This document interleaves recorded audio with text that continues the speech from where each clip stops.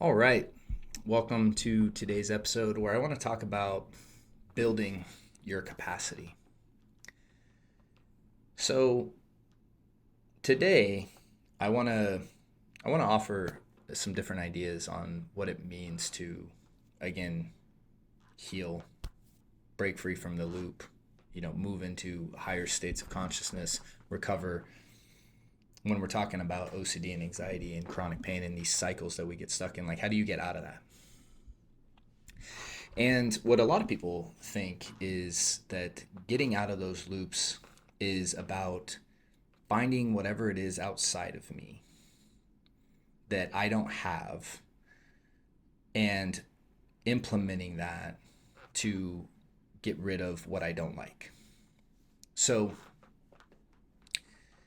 it could be, hey, I heard about this new technique, or, it's like what I don't have is all this information. And generally speaking, it's information, and there might be this certain supplement, or, whatever, right? All the millions of interventions that people try. I don't know if there's actually millions, but my point, I know I'm being a little exaggerative right there, but my point being is that people try all this stuff, and the reason that they're trying and the reason they're doing whatever they're doing is just to attempt to help heal their suffering. They don't want to suffer. And so they're doing these things in an attempt to stop or alleviate or remove or move into a state where they're not suffering. That's it.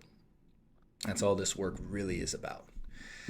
And the most people believe that something outside of them is the answer. When, in my experience, what this work really is about is not about finding whatever it is outside of you that you think is the magic thing that's going to heal you, because oftentimes, when you're learning the right tools, you're usually implementing them from the wrong state or the wrong intention, and they don't produce the results that you think they should, and therefore you give up on them. This happens all the time. Well, I tried meditation, but my mind was moving too fast, so I just couldn't do it. Or I tried some mindfulness breathing one time, I felt good, but then I just kind of stopped doing it. And it's like, it's not really, my thoughts came back or my feelings came back, or whatever it is. And you're trying to use the intervention in a way that it's not really designed for, right? And it's not you're trying to accomplish a result that the intervention's not designed to get. And part of the reason is because you're framing the problem incorrectly, and you're usually, people are very impulsive and reactive to what they're experiencing, so they're very much operating from this like emergency patch job kind of experience. Healing is about expanding your capacity. So I did all this early on in my journey, so like I'm speaking into this firsthand, and I can see very clearly now what I did wrong, or really like kind of how I was implementing things wrong, and how I was implementing it from the wrong state with the wrong intention, and why I felt so confused. Because basically, as you do this, what happens is you start to get like resentful, and you start to get frustrated, and you start to get overwhelmed, because you're like, well, I'm doing all this stuff, I'm trying all this stuff, I'm learning all this stuff, and it's not working. And if you feel that way, then this is for you. Like, please tune into this, because what recovery is about it's not about removing your fear and removing your thoughts. It's about expanding your capacity to be able to navigate those experiences in a healthy way.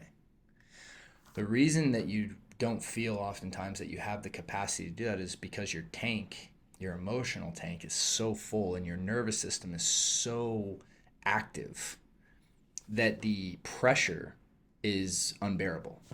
So as the pressure rises and the system intensifies, and all of a sudden the thoughts start racing really fast, and all these emotions experience, your chest is pounding and everything's tight, and you're just wanting that instant relief. And so when you're trying to use an intervention to gain instant relief, it's always going to be a patch job kind of experience. And then when it doesn't completely go away, because you think that that's what it should do, you just move to the next intervention and the next intervention and the next intervention, and you just kind of keep going in cycles. And this is why people will be like, well, Matt, what I need to do is I heard about this EMDR, and I heard about the ERP, and I heard about ACT, and I heard about mindfulness, and I heard about, you know, CBT, and then I need to do this, and I need to do this, and I need to take this, and I'm low on vitamin B, and it's all an attempt to just get rid of the pressure that's there presently. When you are chasing that, the issue is, and you're fighting with that, and you're struggling with that, the issue is that you're always going to be just kind of at the whim of however you feel, because you're reacting to whatever is. And when you're reactive, you're always one step behind whatever's going on. So as soon as something flares up, or as soon as you get triggered, there's just this reactivity and impulsivity that takes over. And that prevents you from really truly healing and recovering and breaking free. What this is about expanding your capacity as an individual. Now, there's different ways to do that, but as you learn to let go and release the pressure of your emotional tank, what happens? Your capacity naturally expands.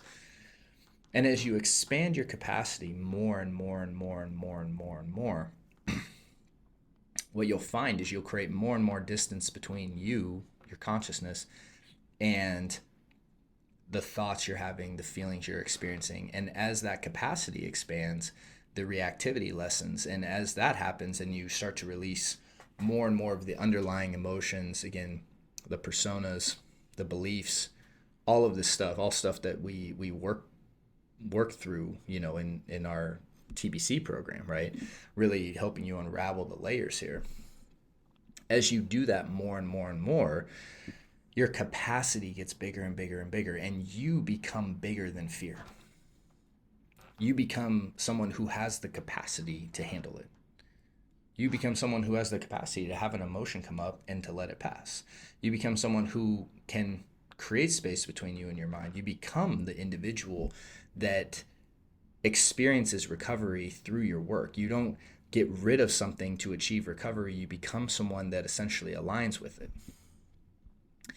And when you get that idea, you understand that the process, the tools, the interventions, all the stuff that you're thinking is outside of you, it's not really anything outside of you that is needed. It's the mastery of learning how to expand your capacity, learning how to become someone who is in a state of recovery.